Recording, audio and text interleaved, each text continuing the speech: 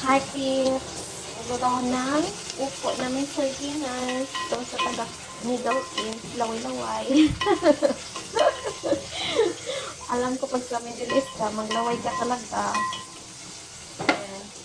Minsan talaga kasi makaluto ng ganito. And upo. And lalagyan ko siya ng sardinas. Thank you sa sardinas. Laway-laway kayo. Kunti lang kasi ako lang naman kakain. Ano siya, Pips? Nilagyan ko siya ng sili kasi I love maanghang kasi. Pampawala na rin yung konting lansa.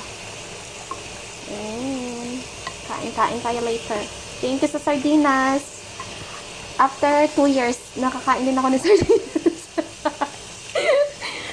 So, antayin ko lang medyo matuyo yung tubig. Hindi ko na siya nilagyan ng water. Nagtutubig ko sa yung yung upo.